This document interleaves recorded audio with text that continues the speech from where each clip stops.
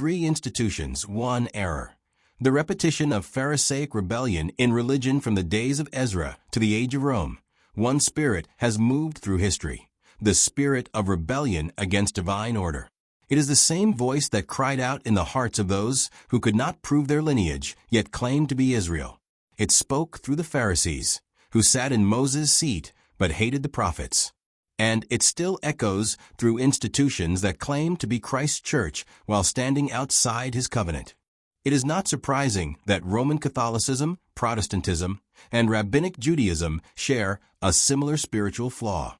Each, in its own time, has strayed from the three everlasting foundations that God himself established: the everlasting law, the everlasting priesthood, and the everlasting curse, which Christ alone could lift through his death and baptism.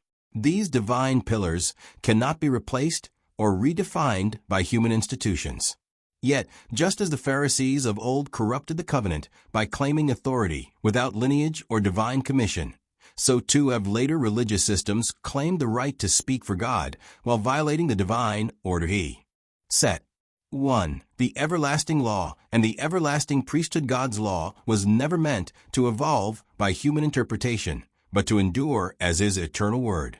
The Levitical priesthood, likewise, was a sacred office, not elected by man, but inherited through divine appointment. The violation of this order first appeared in Ezra 2 verse 59, where a group of returnees claimed to be Israelites, but could not prove their lineage. But these were the ones who came up from Tel Melah, Tel Harsha, Cherub, Adon, and Immer, but they could not show their father's house, nor their seed, whether they were of Israel. Ezra 2 verse 59, though they were barred from service, their spiritual descendants, the Pharisees, rose to power in later centuries, claiming Moses' seat, Matthew 23 verse 2, while opposing the very priests and prophets chosen by God. Jesus identified them as the children of those who murdered the righteous, calling them serpents and a brood of vipers, Matthew 23 verse 33. Their crime was not mere hypocrisy, it was spiritual theft, taking divine authority that did not belong to them. 2. The everlasting curse and the true baptism. The third everlasting reality, the curse, refers to the divine judgment that only Christ could remove.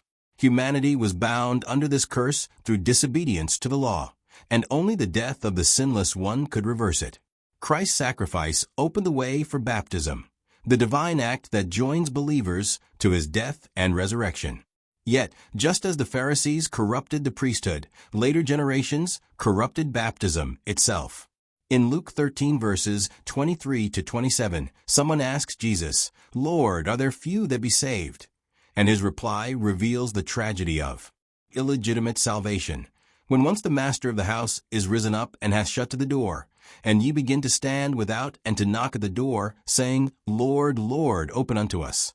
And he shall answer, and say unto you, I know ye not whence ye are. Depart from me, all ye workers of iniquity. These workers of iniquity symbolize those who sought entry into the kingdom without the true baptism, without the apostolic authority through which Christ's Spirit operates. Their baptism, performed outside the chain of divine ordination, lacked the seal of heaven. 3. From Pharisees to Rome, and beyond, the same rebellion that began in the days of Ezra found new life in later centuries. Rabbinic Judaism, born from the Pharisees, replaced priestly service with human commentary and tradition. Centuries later, Christianity itself fractured when the original Orthodox Communion, the apostolic church that first used the word Katholikos, meaning universal, was reshaped by political power in Rome. The Orthodox Church, which was truly apostolic, conceived the idea of the universal church, a unity of believers bound by shared doctrine, not by empire. But this vision was hijacked when the Roman state imposed control, transforming Katholikos into Roman Catholic, an institution administered by Rome rather than by the collective body of bishops. All the early ecumenical councils, gatherings such as Nicaea and Constantinople, were convened by the Orthodox Church. 318 bishops, not one pope, made the decisions that shaped the faith. This alone proves that the Roman Catholic Church did not exist in its current form during those councils. Later, the Roman See claimed exclusive authority and declared itself the head of all Christendom. though the early church recognized Christ alone as head. This culminated in the Great Schism of the 11th century, when East and West divided permanently. The Roman Church also claimed that Peter was the first pope, yet Peter, Kepha, Simeon, or Simon Peter, as Scripture attests, Matthew 8 verse 14, 1 Corinthians 9 verse 5, was a married man. Paul himself refers to Peter's wife, but later Western rules of celibacy suppressed this truth. A married apostle could not fit the later mold of Rome's celibate hierarchy. As time passed, power replaced purity. Orthodox monasteries were plundered, and churches ransacked during crusades and imperial conflicts, deepening the wound between East and West. From this same root of corruption came Protestantism, not a return to apostolic faith, but a new rebellion born of the old. It rejected Rome's authority, but not her structure, preserving the idea of individual interpretation without priesthood or sacrament. Thus, faith was severed from obedience, and baptism from apostolic lineage. 3 institutions, 1 error. The repetition of Pharisaic rebellion in religion from the days of Ezra to the age of Rome. One spirit has moved through history, the spirit of rebellion against divine order. It is the same voice that cried out in the hearts of those who could not prove their lineage, yet claimed to be Israel. It spoke through the Pharisees, who sat in Moses' seat but hated the prophets. And it still echoes through institutions that claim to be Christ's church while standing outside his covenant. The same divine justice that excluded the false priests of Ezra's time and the unrecognized believers of Christ's time continues to expose all systems that substitute institutional power for divine appointment. 5. The parable of the vineyard.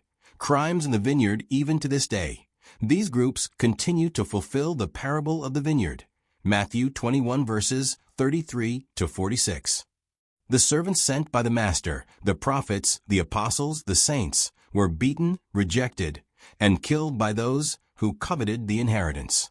In every age, those who sought to inherit the vineyard by violence, whether through spiritual corruption, false authority, or political control, have shown the same desire, to possess what belongs to God. Yet the Lord of the vineyard will return, and the inheritance will go to those who keep faith, not those who seize it. 6. Conclusion. Only what is of God endures, from the unverified claimants of Ezra's time to the unrecognized souls of Luke 13, and from the Pharisees' corruption to the Roman and Protestant schisms. Scripture reveals one truth: what is not of God cannot stand before God.